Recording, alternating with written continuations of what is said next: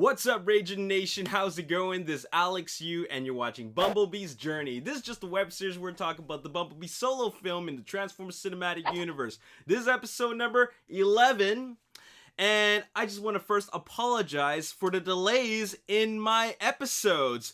Been really busy, don't want to get into it. Let's just get right into this episode because we got a lot of catching up to do. First of all, Bumblebee has been filming for 10 days now. Yeah, 10 or 11 days. They started filming in July 31st, so production is well underway, but we haven't seen a whole lot of anything about this film. Typically, when you watch a Michael Bay directed Transformers film, you would know right away that they're filming Transformers. But I'm guessing with this being a much smaller film, it's a bit harder to spot. Maybe they're either filming in Paramount Studios' backlot, or it's just harder to really spot some cars that are not as flashy as, for example, like a red Ferrari, like Dino is, or Optimus Prime, which is a giant Western star, a truck, or of course Bumblebee's Camaro, which is of course the latest model of the Chevy Camaro. Now they're going back in time in 1987, so you're going to see some old cars. So it's probably going to be some old cars that don't really stand out. So because of that, it would be harder to spot. But my general idea is that I'm thinking that they're either filming in Paramount Studios' backlot, or they're filming in like suburbia or something, or some areas where it's just like residential homes. So not somewhere in the city, somewhere where less people are. In any case, the best way to follow the production is through social media. Now, if you're following any of the actors, for example, Hailee Steinfeld or Jason Drucker or any of the other actors that are in Bumblebee, they most likely would be tweeting about it or posting some Instagram stuff, but of course they can't post too much because obviously they want to still keep everything under wraps because they don't want to give too much away. But anyways, obviously Hailee Steinfeld has been posting, not a whole lot, but there's still something. So if you follow her, you will get some content. Obviously, on the first day of filming, she tweeted about it. It has begun. Day 1 completed on Bumblebee the movie. Now, we haven't seen a whole lot of posts, but then I noticed that there was this Instagram account that actually popped up. Now, I don't know, or I cannot confirm if it is an official account. It says right here, Bumblebee the movie. It doesn't have a whole lot of followers. Transformers 6 number Bumblebee is scheduled to be released on December 21st, 2018 by Paramount Pictures. Something tells me that this is not an official Instagram account, but it does have 4 posts, and these posts are basically from, for example, the Snapchat account, and also the logo. You know what? This is not even the official logo. This is fan art. I'm gonna say right now that this is a fan account. This is not the official Bumblebee movie account, just because it really doesn't look like any of this content would have been posted on the official account. But anyways, we're just gonna take a look at the posts. The one that really sticks out to me, is this post right here, and this is candid shots of Hailee Steinfeld.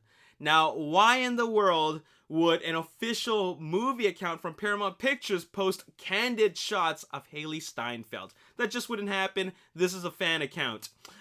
So these are photos of Hailee Steinfeld, and it looks like on the upper corner photo, it looks like she is carrying is that her books? Is it her school books? So we obviously know she's a high school student, and maybe this is her swim class. So that's what you see here. But what really caught my attention was on the left side, it says the cast.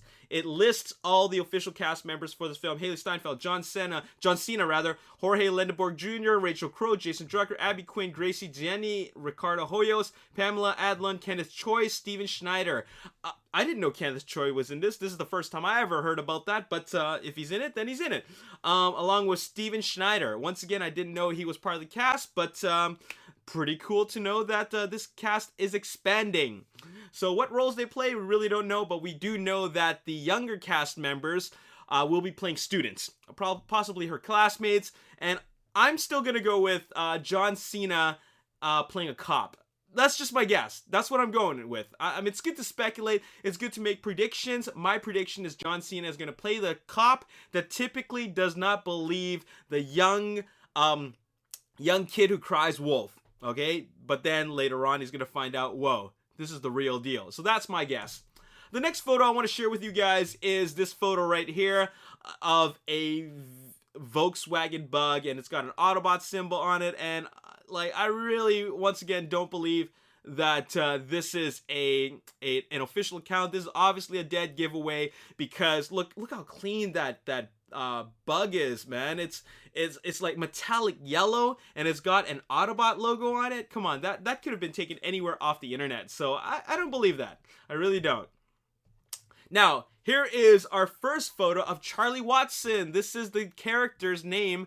That's the name of the character that Hailee Steinfeld plays. And she's all 80'd out. She definitely looks like a tomboy, Motorhead tank top or sleeveless shirt. And the ripped jeans, she's definitely got the 80s look. And she will be fixing cars. Or at least she knows how to fix cars as a part-time thing that she does after school. But anyways, she looks like a total tomboy, and there you have it. Now, what I want to bring to your attention is something that was posted 2 weeks ago, back in July 27th, on this website, Acting Auditions.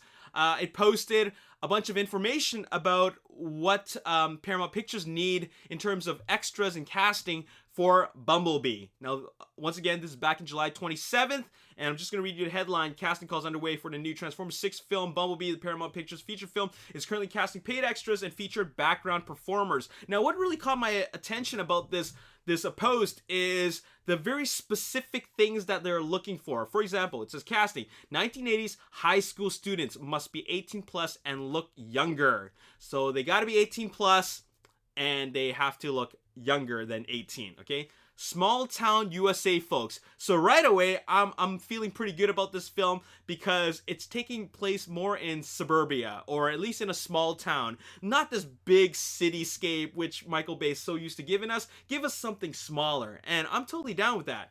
Cops. That's another good sign. When's the last time you seen cops in a Transformers live action film? I don't even remember. Because, okay, fine, Transformers 1, when the cops were interrogating Sam Witwicky, but besides that, it has always been focused on military.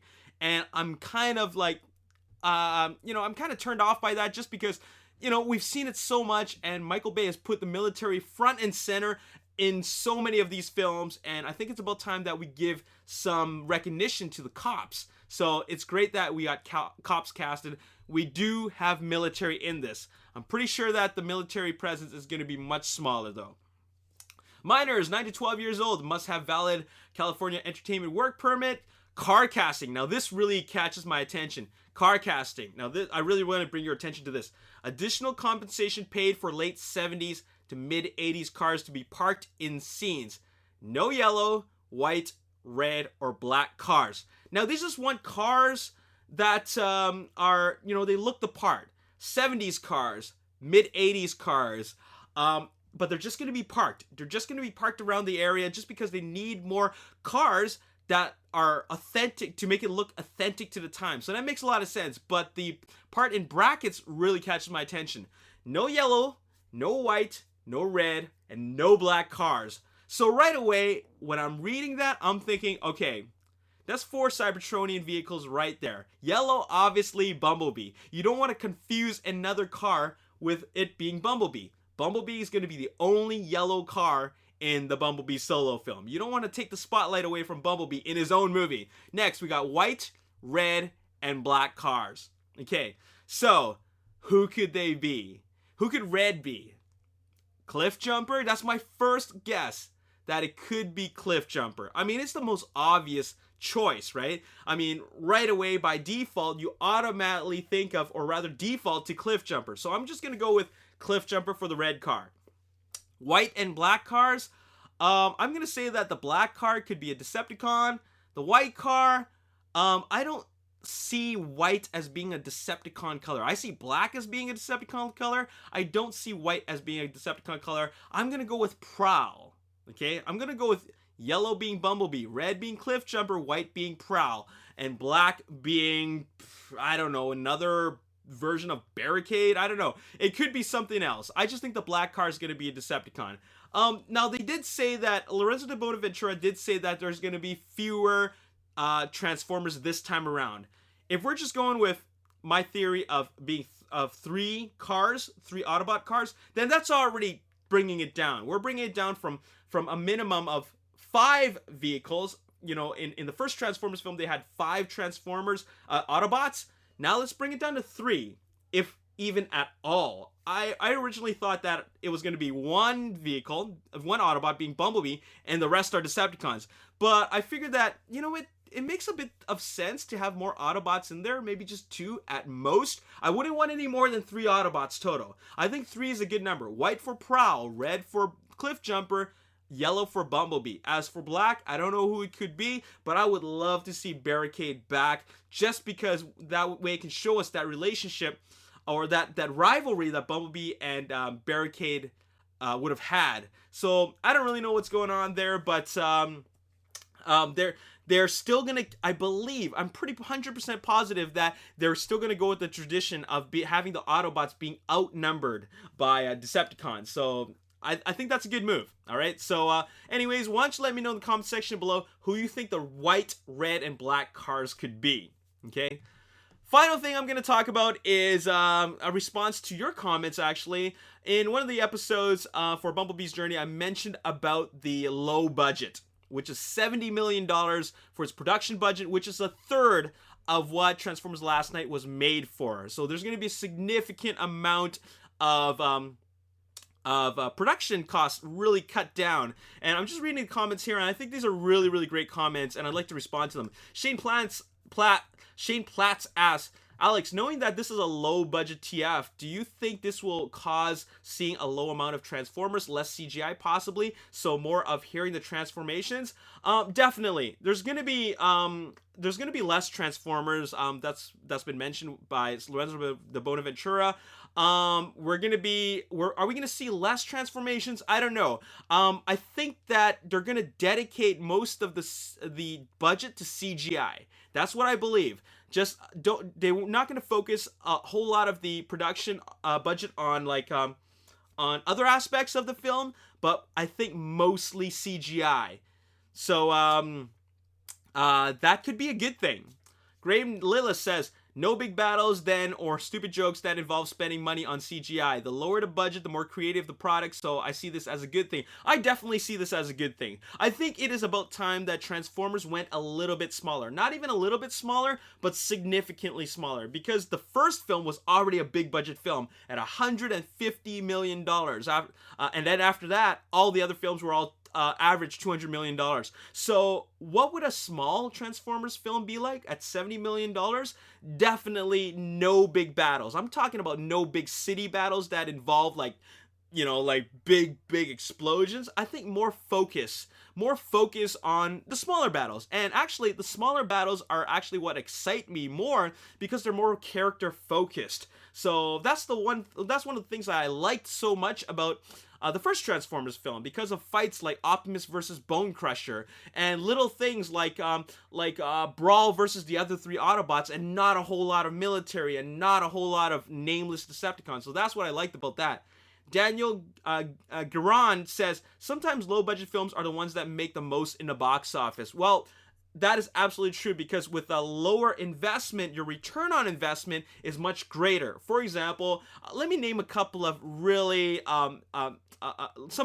films that were made for a small amount but made a great amount when you put things into perspective. For example, John Wick. Okay, very small budget with that film. I think less than $20 million, but ended up making I think $80 million worldwide. So they like quadrupled their production budget. One of the biggest examples, and not everybody likes this film, Blair Witch Project, made for less than $1 million, maybe even $100,000, maybe even $50,000 or $20,000, but it ended up making millions. Now that is a huge return on investment. Not a great example, but still, that's an idea of how a film just multiplied their investment by thousands of times more. So that really tells you something. What's another small budget film? Oh, Baby Driver. Baby Driver was made for $34 million, but look where it's at now. I think it's somewhere at like $100 million or something like that. But in any case, look, this is a Transformers film. It's made for $70 million. There's a high possibility that they're going to triple it worldwide, and that's a good thing. You know, like, it might not seem like a whole lot, but that is still you know, they're making their money back and more. So they don't need to make $1 billion. They don't even need to make $500 million. They just need to make I would say double their production and marketing costs, and I think they would be happy. And it really shows you that they're taking the film in the right direction, or at least taking the franchise in the right direction. Final comment is from Alejandro Gonzalez Ameca. It means no Doomsday style final battle. You're absolutely correct.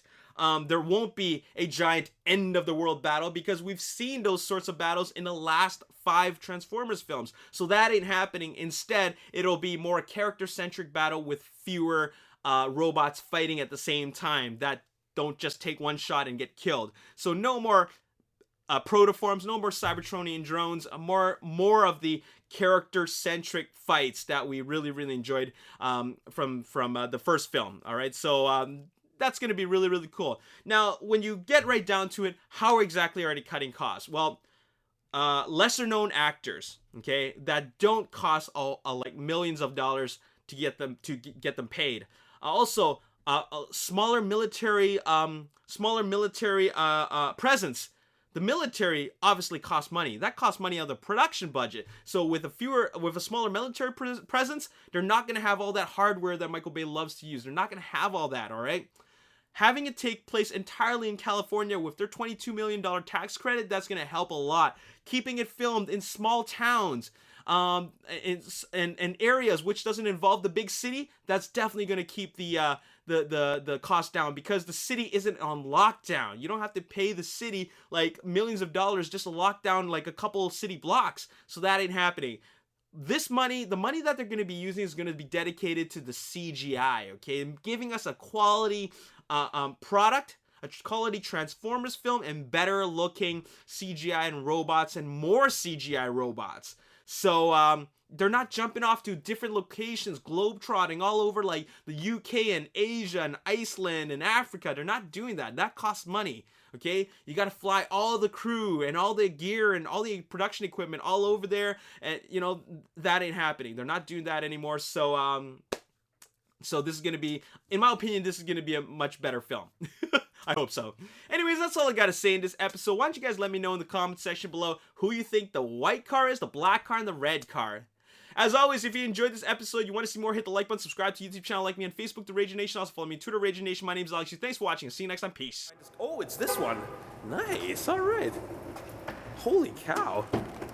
Pretty sweet ride. All right, let's load up.